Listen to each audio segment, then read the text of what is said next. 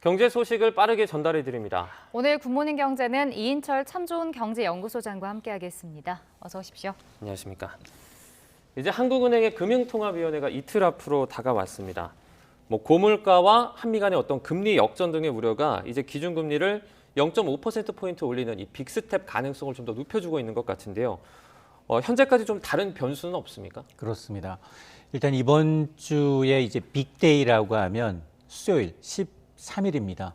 우리는 이제 금융통화위원회에서 금리 결정 앞두고 있고요. 네. 미국은 이날이 미국의 CPI라고 하는 이른바 소비자 물가지수, 지난달 소비자 물가지수가 발표가 될 예정입니다. 네. 내부적으로 보면 사실은 빅스텝 가능할 가능성 이유는 차고 넘칩니다. IMF 당시 수준을 웃돌고 있는 고물가, 여기다가 물가가 아직 정점을 찍지 않았다. 통계청조차도 7에서 8%의 물가 가능성을 언급하고 있거든요. 네. 공공요금 인상 7월분부터 아직 미반영된 상황이고요. 여기다가 이른 추석에 대한 수요가 가장 많은 달이 8월 말 9월입니다. 네. 그리고 외부적으로 보면 이달 말 26일, 27일 미국에서는 이틀간의 FOMC 회의, 통화정책 회의가 있습니다. 자, 여기에서 자이언트 스텝 한꺼번에 3단계 금리를 2달 연속 올릴 가능성 거의 90% 수준에서 반영되고 있습니다. 네. 지금 지난주 가장 큰 관심을 모았던 게 미국의 고용지표입니다. 공격적인 금리 인상의 후폭풍은 대량 실업과 경기 침체인데 지난 주말에 발표됐던 6월 고용지표, 미국의 고용지표가 서비스업 부분의 일자리가 예상보다 큰 폭으로 늘었다.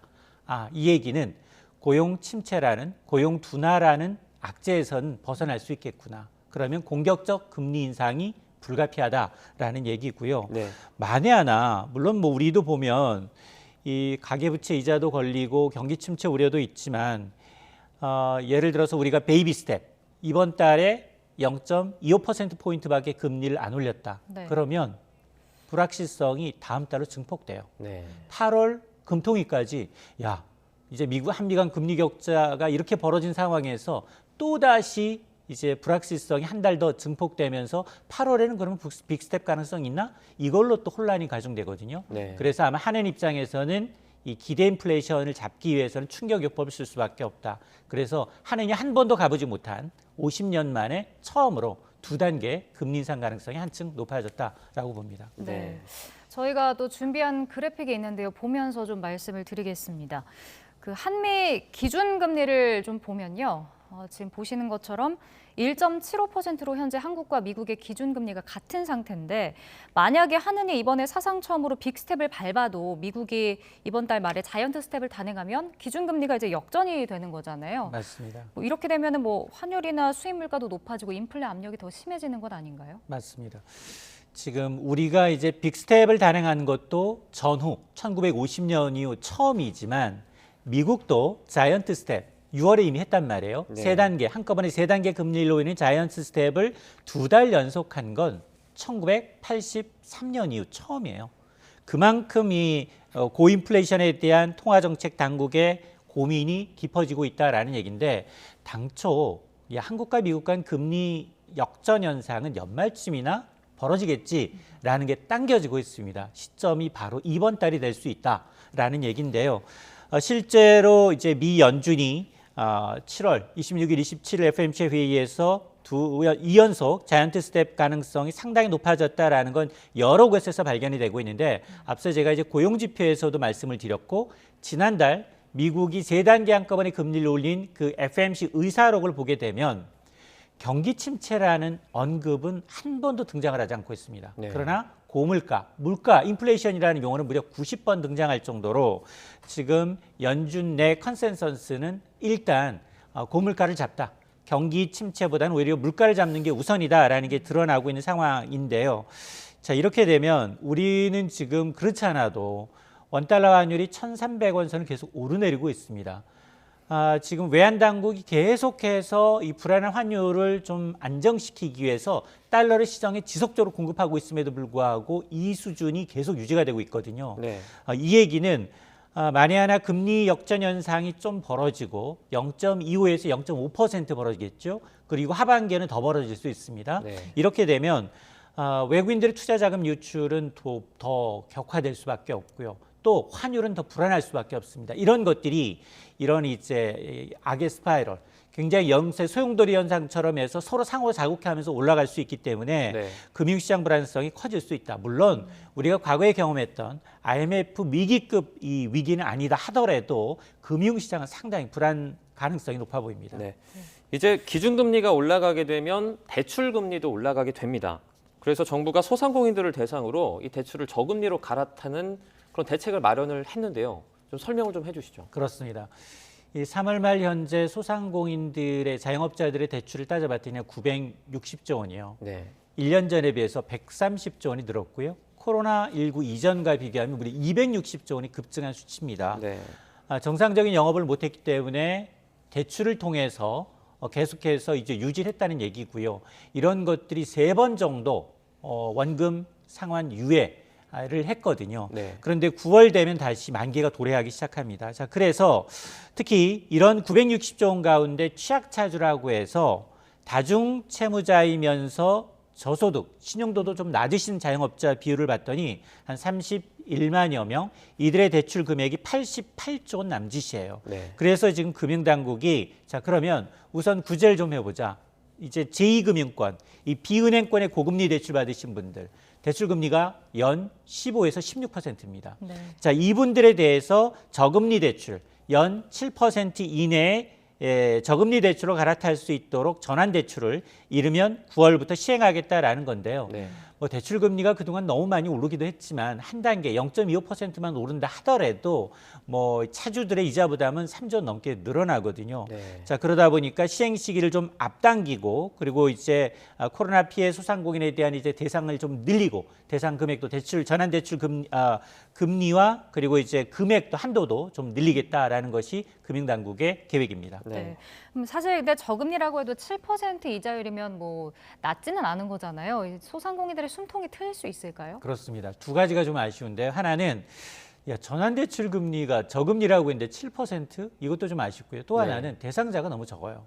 왜냐하면 신청 대상자가 이제 코로나19로 피해를 입은 개인 사업자, 소기업 그리고 소상공인이 대상이고요. 네. 대출 한도는 높였어요. 기존에 3천만 원에서 5천만 원. 그러다 보니까 사실은 그동안 이제 정책 자금도 한 7조 5천억 원에서 1조 원을 증액했습니다. 네. 8조 5천억 원인데 앞서 제가 여기서 취약차주들 굉장히 다중채무이면서 신용도가 낮은 소상공인들이 31만여 명, 그 금액이 88조 원 상당이라고 얘기해 드렸는데 네. 8조 5천억 원이라면 10명 가운데 1명 정도가 이제 수혜를 입을 수 있다라는 얘기이기 때문에 이 혜택을 좀 더 늘릴 필요가 있고요.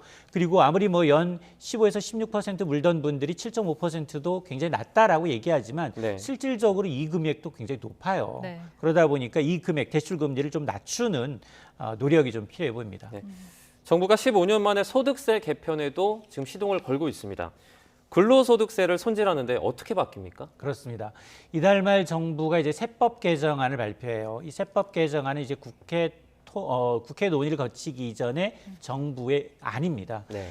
여기에 아마 유리할지가 이제 소득세편 개편을 통해서 근로자들의 세부담을 덜어주는 방안이 검토 중에 있는데 현재 소득세는 여러분들이 받는 월급은 8단계 과표 구간을 두고 소득세율 가장 낮게는 6%, 네. 최고 세율은 45%가 적용이 돼요. 네. 1,200만 원 이하는 6%로 가장 낮고요. 그리고 4,800만 원 이하의 경우에는 한 15%, 그리고 8,800만 원 이하 대부분이 이 기간 이하거든요. 네. 여기는 24%의 세율이 적용이 되고, 그리고 그동안 10억 원 초과 세율이 그동안 여러 차례 이제 세법 개정을 통해서 이제 초고소득자에 대해서는 조금 높게 최고 45%의 소득세율이 적용이 되고 있는데 네. 만에 하나 이번에 이제 이 소득세법이 개정이 되면 2008년 이후 15년 만에 처음이에요. 자, 그러면 어떻게 할 거냐?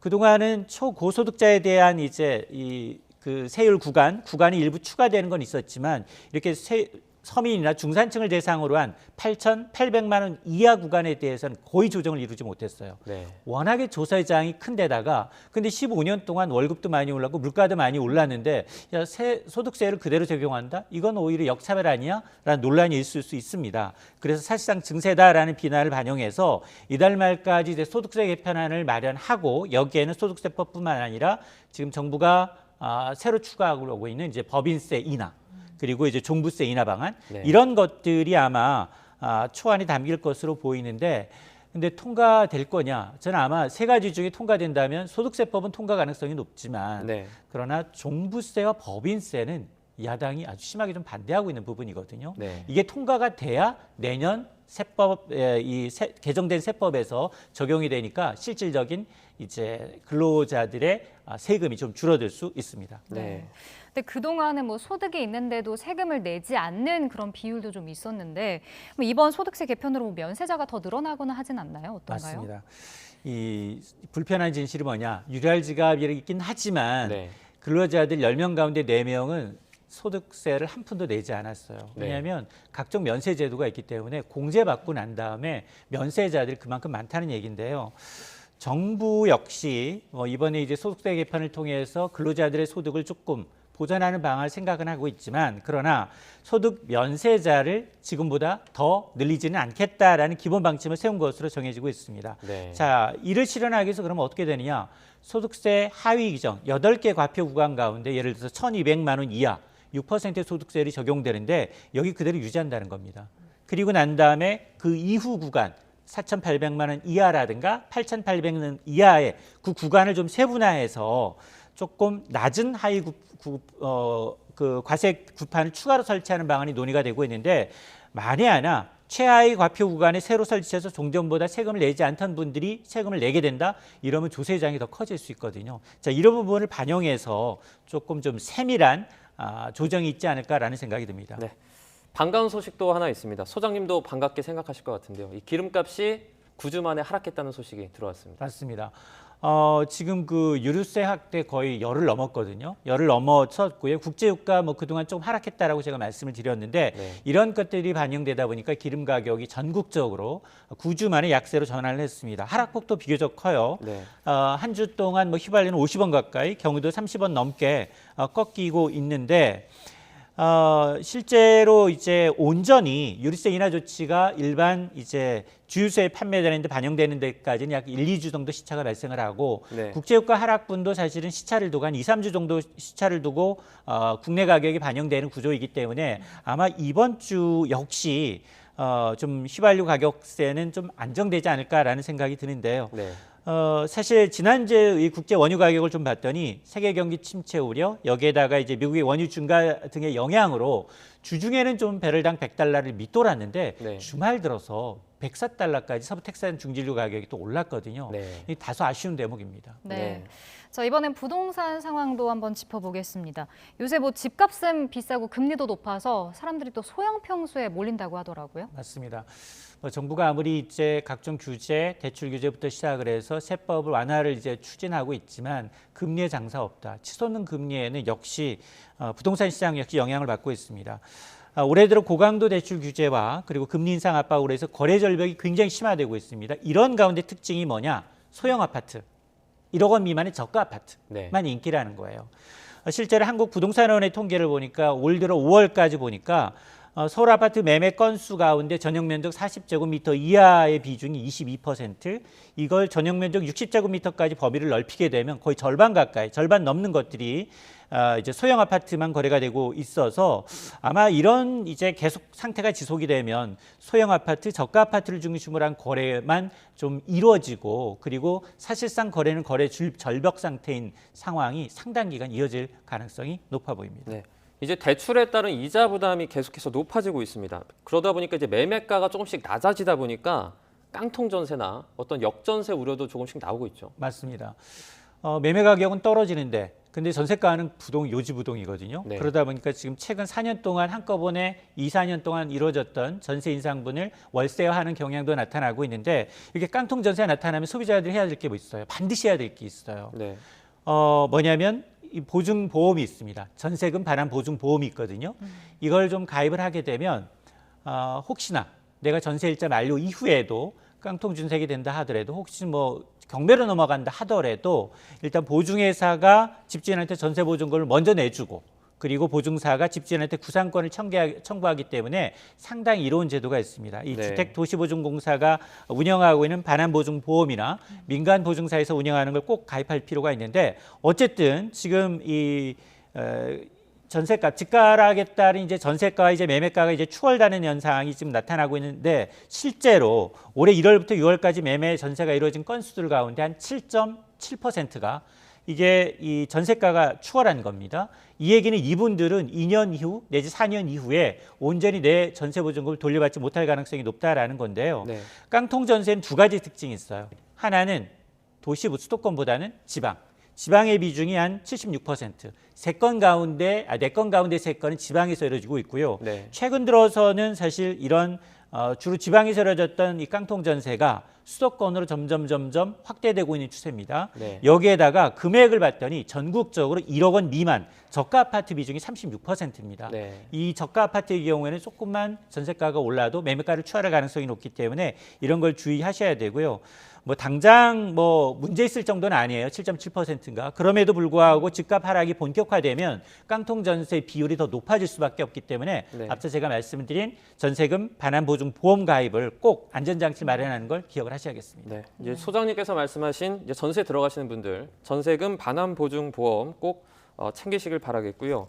서울 아파트 거래 건수를 보면 아직까지 좀 낮은 수준입니다. 그 아파트 지금 같은 거래 절벽이 혹시 아파트 가격의 급락으로 좀 이어질 가능성도 있습니까?